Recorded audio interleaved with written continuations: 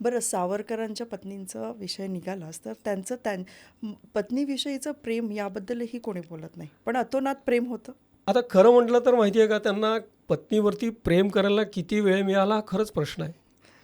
कारण सावरकरांचं लग्न लग्न झाल्या झाल्यानंतर झाल्याच हां. ते लंडनला गेलेले आहेत आणि लंडनला त्यांना शिष्यवृत्ती मिळालेली होती की जी लोकमान्य टिळकांच्या पुढाकारांनी त्यांना ती मिळालेली होती आणि इंडिया हाऊसमध्ये ते राहायला लागले होते. आता लग्न झाल्यानंतर लगेचच सावरकर लंडनला गेले. सावरकरांना जी शिष्यवृत्ती मिळाली होती ती श्यामजी कृष्ण वर्मा यांनी त्यांना ती शिष्यवृत्ती दिली होती आणि लंडनमध्ये पोचल्यानंतर त्यांनी बॅरिस्टरी शिकायला सुरुवात केली. आणि मग पुढचं आपल्याला माहितीच आहे की तिथे गेल्यानंतर इकडे भारतामध्ये सावरकर कुटुंबियांचे काय हाल झाले. बाबाराव सावरकरांना अटक झाली. त्याच्यानंतर सावरकरांना तिथे लंडनला अटक झाल्यानंतर त्यांना मगाशी आपण बोललो की त्यांनी ती उडी घेतली आणि मग त्यांच्यावरती राजद्रोहाचा आरोप ठेवून त्यांना आणि पुन्हा जॅक्सनला वरती जो हल्ला झालेला होता त्याकरता अनंत कान्हेरेंनी वापरलेली पिस्तूल ही सावरकरांनी पाठवलेल्या पिस्तुलांपैकी एक होती, म्हणून त्यांना जन्मठेपेच्या 2 शिक्षा झाल्या. ते आज तागत कोणालाच झालेल्या नाही आहे. आज तग्यात कोणाला झालेलं नाही. 2 वेळा जन्मठेप. बरोबर. आणि आता हा 2 वेळा शिक्षेचा एक विषय निघाला म्हणून एक सहज गंमत म्हणजे एक सावरकरांच्या इतिहासातली एक छान घटना म्हणून मी सांगतो की मगाशी आपण आद्य क्रांतिरत्न वासुदेव बळवंत फडके यांचा उल्लेख केला होता. तर असं म्हणतात की आद्य क्रांतिरत्न वासुदेव बळवंत फडके हा एक सूर्यास्त झाल्यानंतर नवा सूर्य जो उगवला तो स्वातंत्र्यवीर सावरकर. म्हणजे 17 फेब्रुवारी 1883ला वासुदेव बळवंत हे यांचं कारागृहामध्ये त्यांचं निधन झालं आणि 28 मे 1883ला सावरकरांचा जन्म झाला.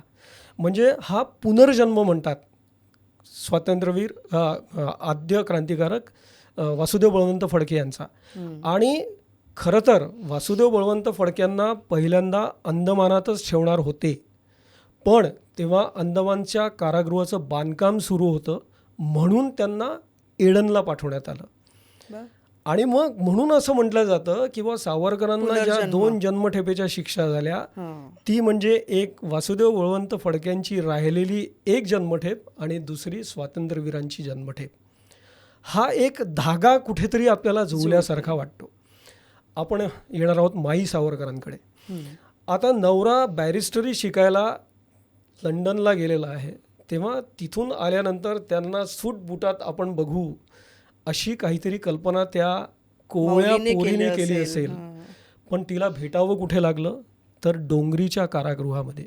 जेव्हा सावरकरांना हिंदुस्थानात आणण्यात आलं तेव्हा पहिल्यांदा त्यांना ठाण्यामध्ये ठेवलं गेलं आणि त्यानंतर त्यांना डोंगरीच्या कारागृहात ठेवण्यात आलं आणि तिथे माई सावरकरांची आणि सावरकरांची भेट झालेली आहे.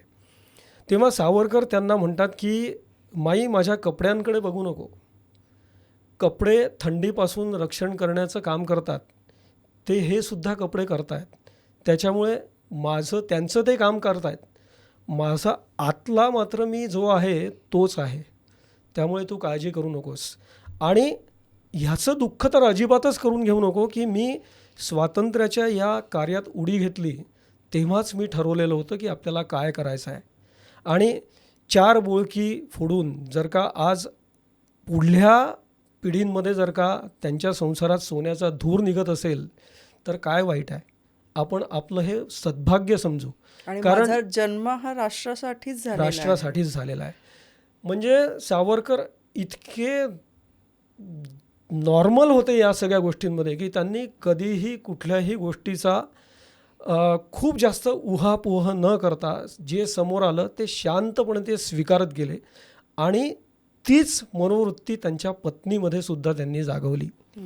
आणि ह्या सावरकर पत्नींचा म्हणजे त्याच्यामध्ये बाबाराव सावरकरांची पत्नी यसुवहिनी, ज्यांना सावरकर खूप मानायचे, त्या यसुवहिनी आणि नंतर बाळाराव सावरकरांच्या पत्नी म्हणजे सावरकरांचे सगळ्यात लहान बंधू आणि तात्याराव म्हणजे स्वातंत्र्यवीरांच्या पत्नी माई सावरकर, या तिघींनी सुद्धा राष्ट्रकार्यामध्ये आपलं योगदान प्रचंड प्रमाणात दिलेलं आहे.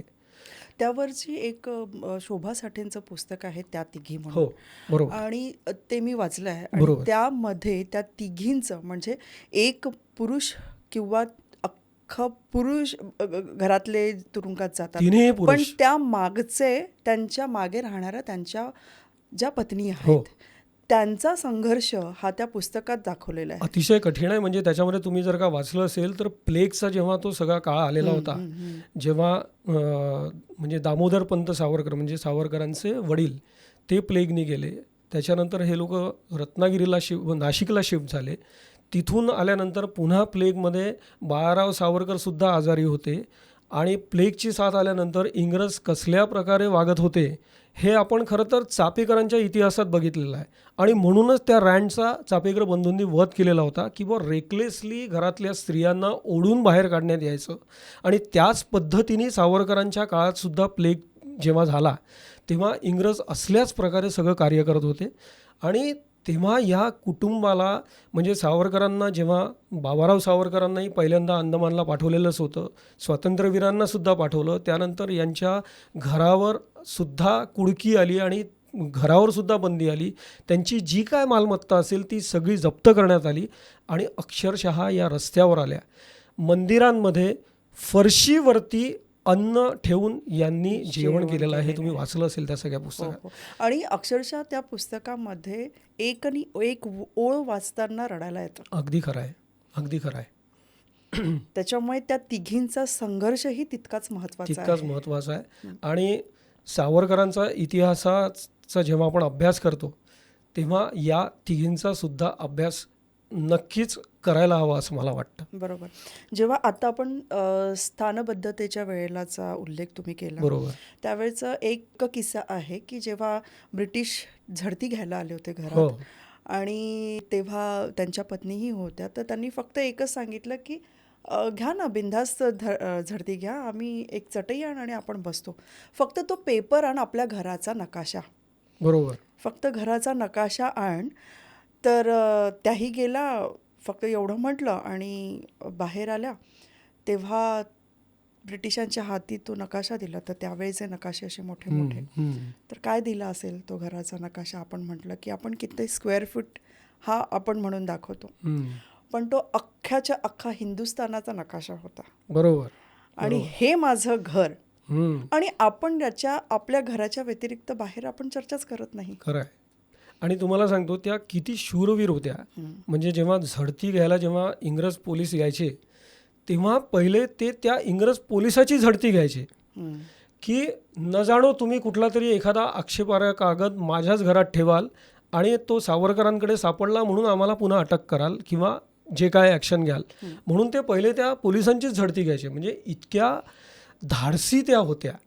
सावरकर पत्नी त्यांच्याच सारख्या होत्या.